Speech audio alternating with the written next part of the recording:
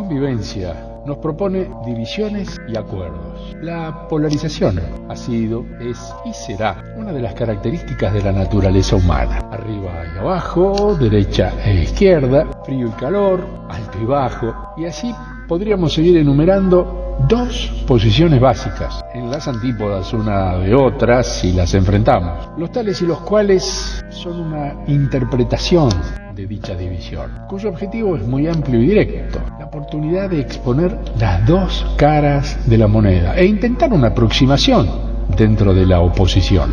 Queda claro que existe un todo cuyas facetas, básicamente, son dos, pero en algún punto deberían coincidir. En matemáticas, la utilización del teorema propone soluciones prácticas. ¿Y por qué un teorema? Porque es lo más apropiado al momento de intentar un análisis profundo y llegar a una conclusión válida, viniendo de una probable hipótesis y elaborando una estudiada tesis, mostrarlo e intentar razonarlo es el objetivo final. Juntos esperamos lograrlo. Bienvenidos a Teorema de Tales y Cuales. Teorema de Tales y Cuales.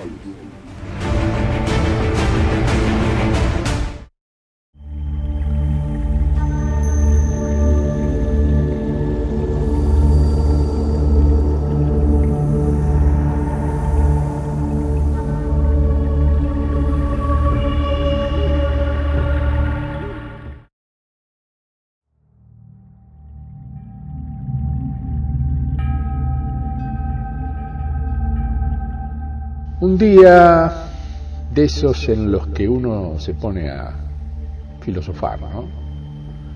Pensar por encima del pensamiento. Se me ocurrió esta frase. La humanidad se divide en dos.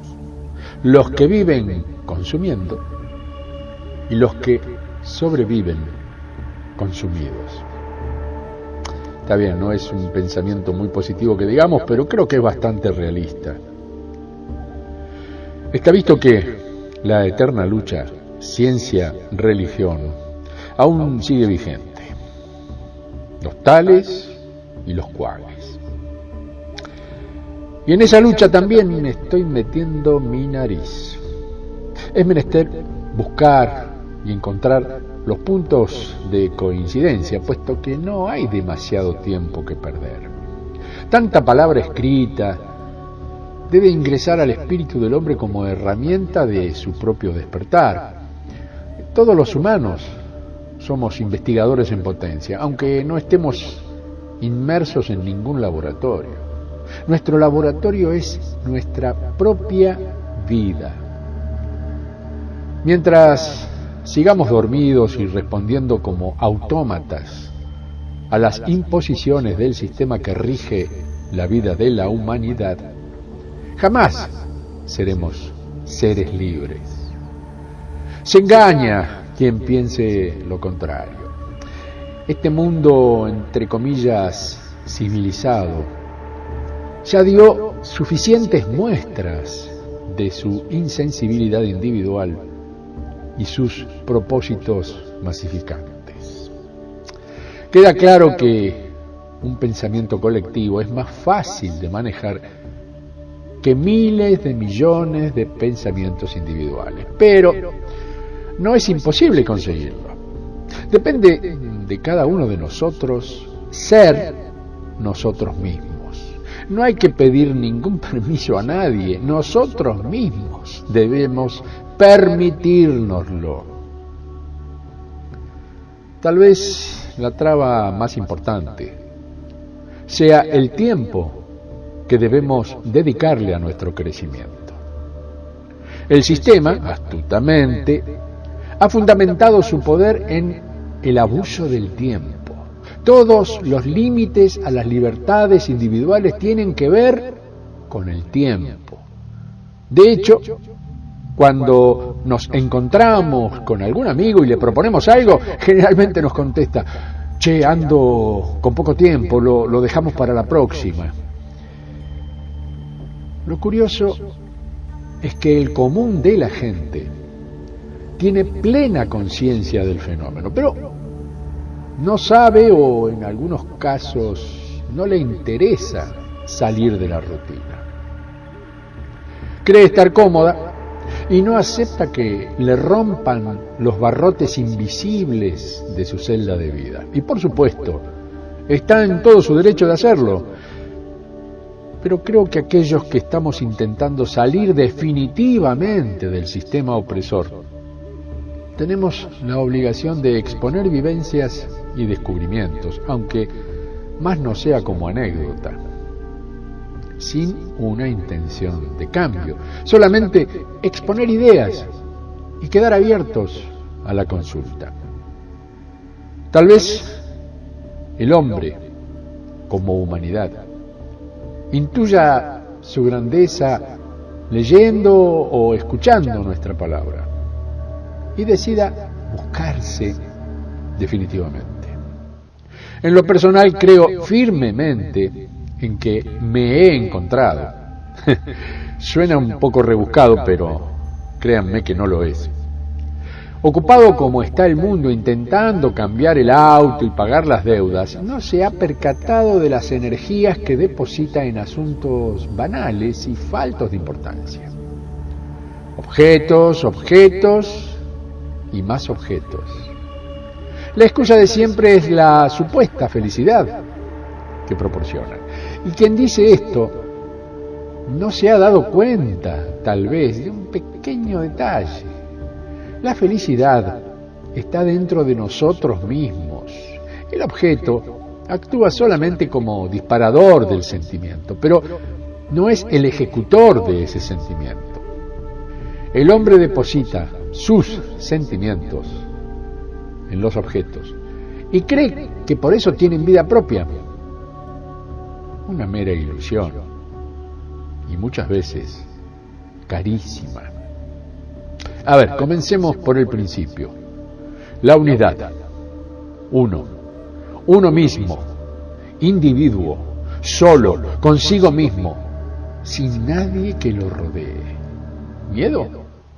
¿A qué? ¿Por qué? Solo se teme aquello que es conocido y no apreciado.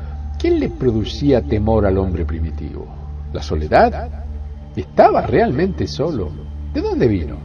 ¿Quién lo trajo? No pudo haber venido solo, no.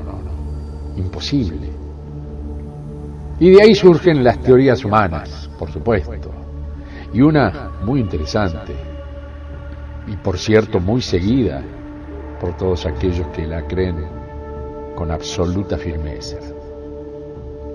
Dios nos creó como su obra maestra luego de haber creado el mundo. Si esto es cierto, ¿para qué nos creó? ¿Para que lo destruyéramos? Si ese ser al que llamamos Dios es infalible, ¿en qué falló?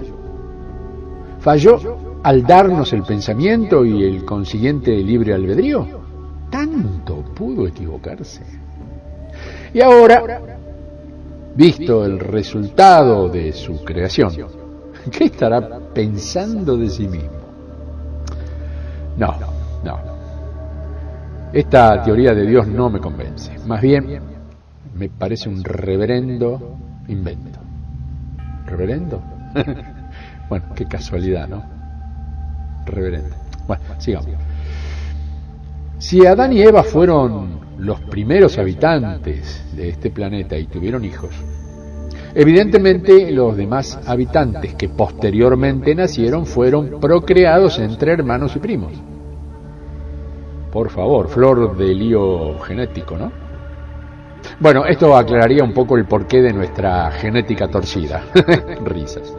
Bueno, o no tantas risas. Somos el único ser viviente que destruye su propio hábitat. ¿Y en virtud de qué? De un mejor estándar de vida. Qué estúpido es que nos arruinemos la vida para vivir mejor, ¿no? ¿Quién nos inculcó semejante idea? Podemos ser tan necios, ciegos, sordos, mudos, idiotas, descerebrados, inconscientes. Bueno, calma, Julio, basta. No me tengo que seguir dando manija. es que me resulta muy difícil definir esta situación. A veces pienso que nunca nadie podrá explicar lo que realmente pasó con nosotros. Somos un reverendo error biológico. Evidentemente, parecería tal cual lo acabo de expresar. Ahora bien, todo esto, ¿lo ideamos individualmente o es el resultado de un convenio colectivo de destrucción? Robinson Crusoe, ¿destruyó la isla donde cayó náufrago o más bien la cuidó y conservó para poder sobrevivir? Alguien me dirá que Robinson Crusoe es un personaje de ficción. Bueno, la pucha, qué desilusión. Yo estaba abrigando una esperanza y se me murió de frío. No la voy a poder seguir abrigando. Pero, aunque sea como apoyo a nuestra naciente teoría, imaginemos que la historia de Robinson fue verdad y no ficción. Partamos de la base del individuo en emergencia, similar a lo que vivió el ser primitivo enfrentado a la adversidad de un medio desconocido. Bueno, otra vez me compliqué. Lo que pasa es que se me mezcla la teoría de la creación. Pienso que Dios creó primero el mundo. Me pregunto, cuando lo estaba creando, ¿ya tenía claro que iba a terminar creando al hombre? O más bien, digamos que se le escapó. Diría Dios, ¿fue sin querer queriendo o fue el Chavo del Ocho? Bueno, sigamos. Supongamos que Dios crea al hombre para que viva en este mundo. Como una pieza más de esta compleja maquinaria de vida, el hombre debe haber sido creado con un criterio de adaptación plena al medio. Si fue así, ¿dónde estuvo el error? Para mí que Dios metió la pata, dándonos el pensamiento. En realidad, la palabra debe estar mal expresada. A ver, veamos. Si cambio pensamiento por piensamiento, o más bien pienso-miento, miento, lo que pienso me lo miento, me miento cuando pienso, ¿qué pienso cuando me miento? Madre mía, ¿qué pasa con los sentimientos? Sentimiento, sentí, miento, sentí, te miento. ¿También metió la pata a Dios dándonos los sentimientos? A ver. Si la cuestión de los sentimientos es algo propio de cada uno, entonces Dios no nos dio los sentimientos. Los inventamos nosotros. Son algo nuestro, individual, propio. En definitiva, somos los únicos culpables de lo que sentimos y, ¿por qué no?, de lo que pensamos. Por ende, somos los únicos culpables de lo que hacemos. Considerando que el pensamiento y el sentimiento son un invento propio e individual, es lógico que existan diferentes pensamientos y sentimientos, tal como existen diferentes personas. Veamos. La gente utiliza para su beneficio propio esa posibilidad de inventar pensamientos y sentimientos, o más bien esa creación está supeditada al condicionamiento que producen los que gobiernan el pensamiento y el sentimiento. ¿Es que alguien puede manejar los pensamientos y sentimientos de la gente? De tanta gente. ¿Y cómo lo hace? ¿Y cómo es que la gente se deja hacer semejante cosas? Si Dios no domina nuestros pensamientos y sentimientos, pues nos dio el libre albedrío, entonces, ¿quién inventó? ¿Y cuándo lo hizo esto del dominio gratuito de la gente? Naturalmente, lo hizo en beneficio propio, pero nadie se dio cuenta de la trampa en que estamos. Me pregunto, ¿no? Al margen, ¿no seré un poco ingenuo con esto, no? Bueno, la dejo ahí, picando. Existe un sentimiento individual y uno colectivo. Eso está probado. También existe un pensamiento individual y otro colectivo. Eso también está probado. Estos monstruos del dominio solamente pueden apoderarse del pensamiento colectivo y del sentimiento colectivo. No debemos dejarlos que invadan nuestro pensamiento y sentimiento individual. No debemos dejarlos. No. Va a ser un proceso trabajoso, pero debemos empezar cuanto antes a ser nosotros mismos, a sentirnos cada día más fuertes con nuestro pensamiento. Evitemos pensar lo que nos dicen que tenemos que pensar. No nos dejemos engañar sintiendo lo que quieren que sintamos. Pensémonos como queremos ser realmente y sintámonos una vez que lo hayamos logrado. No seamos una pieza más de esta infernal máquina de destruir. No tengamos miedo a la soledad. Empecemos a crearnos para creernos. Hasta la próxima. Mi abrazo de siempre.